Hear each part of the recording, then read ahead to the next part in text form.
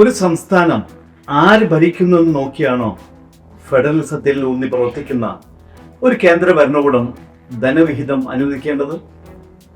ജനങ്ങളുടെ ജീവിതാവശ്യങ്ങൾക്കായി വിനിയോഗിക്കേണ്ട പണം രാഷ്ട്രീയ വൈരാഗ്യത്തിന്റെ പേരിൽ തടയുന്നതിനെ എങ്ങനെയാണ് ന്യായീകരിക്കാനാവുക?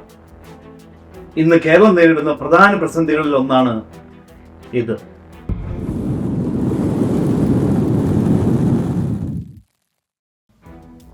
നമസ്കാരം, ഞാൻ മൂടുട്ടി. നിലപാടിന്റെ പുതിയ അധ്യായത്തിലേക്ക് സ്വാഗതം. സംസ്ഥാനത്തിന് നിയമപരമായി അർഹമായ ധനവിഹിതങ്ങൾ വെട്ടിക്കുറയ്ക്കുന്ന കേന്ദ്ര സർക്കാരിന്റെ നിലപാട് ഇനി സാമ്പത്തിക അച്ചടക്കത്തിന്റെ പേരിലൊന്നുമല്ല എന്നുള്ളത് ഏതൊരു മലയാളിക്കും മനസ്സിലാവും. ഇത് തുറന്ന രാഷ്ട്രീയ ശ്വാസം മുട്ടിക്കൽ നടപടി തന്നെയാണ് എന്ന് പറയാതെ വയ്യ. ഈ സാമ്പത്തിക വർഷത്തിന്റെ അവസാന 3 മാസങ്ങളിൽ കേരളത്തിന് ലഭിക്കേണ്ട 12,000 കോടി രൂപയിൽ നിന്ന് 5,900 കോടി രൂപ വെട്ടിക്കുറച്ച തീരുമാനം അതിന്റെ ഏറ്റവും പുതിയ ഉദാഹരണമാണ്. ശമ്പളം, പെൻഷൻ, നിർമ്മാണ പ്രവർത്തനങ്ങൾ ഉൾപ്പെടെയുള്ള അനിവാര്യ ചെലവുകൾ നിർവഹിക്കാൻ സംസ്ഥാനത്തിന് അനുവദിച്ചിരുന്ന കടാനുമതിയിലാണ് കേന്ദ്രം കത്തിവെച്ചത്. കിഫ്ബിയും പെൻഷൻ എന്ന പേരിൽ ബജറ്റിന് പുറത്തുള്ള വായ്പകൾ ചൂണ്ടിക്കാട്ടിയാണ് ഈ വെട്ടിക്കുറവ്. എന്നാൽ ധന ഉത്തരവാദിത്വ നിയമവും ധനകാര്യ കമ്മീഷന്റെ ശുപാർശകളും RBIയുടെ അനുമതിയും കൃത്യമായി പാലിച്ചാണ് കേരളം കടമെടുത്തത് എന്ന സത്യം കേന്ദ്രം അവഗണിക്കുന്നു.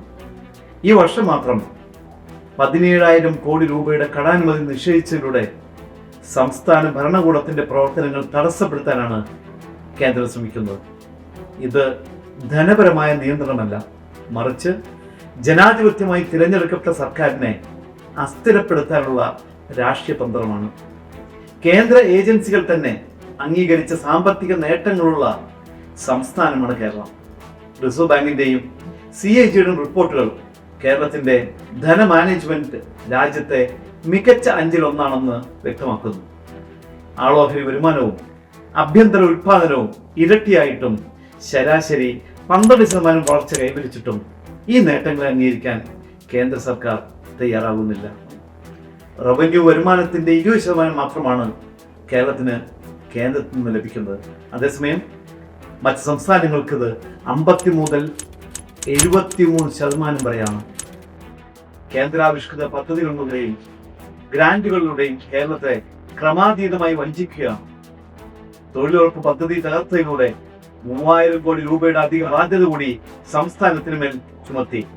എന്നാൽ ഇതെല്ലാം കൊണ്ടും കേരളത്തെ തളർത്താൻ കഴിയുമെന്ന് കേന്ദ്രത്തിനും ഇവിടെ പ്രതിപക്ഷത്തിനും ബോധ്യമായിട്ടുണ്ട്.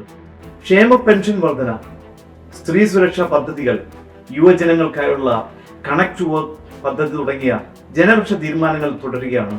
ഇതാണ് കേന്ദ്രത്തെ അസ്വസ്ഥമാക്കുന്നതും അതിന്റെ പ്രതികാരമാണ് കടാനുമതി വെട്ടിക്കുറച്ചതും എന്ന് പറയപ്പെടുന്നു. 3.5 കോടി ജനങ്ങൾക്ക് അർഹമായ പണം ഏകപക്ഷീയമായി തടയുന്ന ഈ സമീപനത്തിനെതിരെ കേരളം ഒറ്റക്കെട്ടായി പ്രതികരിച്ചേ തീരൂ. 6,000 കോടി രൂപയുടെ ഭൂമി ഏറ്റെടുപ്പ് ചെലവ്, 965 കോടിയുടെ IGST തുക, 3,300 കോടി രൂപയുടെ ഗ്യാരണ്ടി നിക്ഷേപ വായ്പ എന്നിവ നിഷേധിച്ച കേന്ദ്ര നിലപാടിനെതിരെ സംസ്ഥാന സർക്കാർ തെരുവിലേക്കും കോടതിയിലേക്കും നീങ്ങിയിട്ടുണ്ട്. സുപ്രീം കോടതി തന്നെ വിഷയത്തിൽ വസ്തുതയുണ്ടെന്ന് കണ്ടെത്തി ഭരണഘടനാ ബെഞ്ചിന് വിട്ടിരിക്കുകയാണ്. അർഹമായത് പിടിച്ചെടുക്കാതെ കേരളത്തിന് പിന്മാറാനാവില്ല. ഇത് പ്രബുദ്ധ കേരളത്തിന്റെ പ്രഖ്യാപനമായി മാറണം. ഈ അവകാശം നേടിയെടുക്കാൻ രാഷ്ട്രീയത്തിനപ്പുറം നാം ഓരോരുത്തരും ഉണരേണ്ടതായിട്ടുണ്ട്.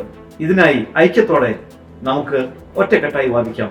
ഇതോടൊപ്പം സംസ്ഥാനത്തിന്റെ തനത് റവന്യൂ വരുമാനം ഉയർത്തുന്നതിന് സംസ്ഥാന സർക്കാർ ഇച്ഛാശക്തി കാണിക്കുകയും അനാവശ്യ ചിലവും ധൂർത്തും ഒഴിവാക്കി നഷ്ടത്തിലായ പൊതുമേഖലാ സ്ഥാപനങ്ങളെ സ്വകാര്യവൽക്കരിച്ചോ അല്ലാതെയോ ലാഭത്തിലാക്കി മുന്നോട്ട് പോയാൽ മാത്രമേ നമ്മുടെ സാമ്പത്തിക രംഗം സ്വയം പര്യാപ്തമാക്കാനാകൂ. അല്ലെങ്കിൽ എല്ലാ കാലത്തും കേന്ദ്രത്തിനെ കുറ്റം പറഞ്ഞുകൊണ്ട് കാലം കഴിക്കേണ്ടി വരും.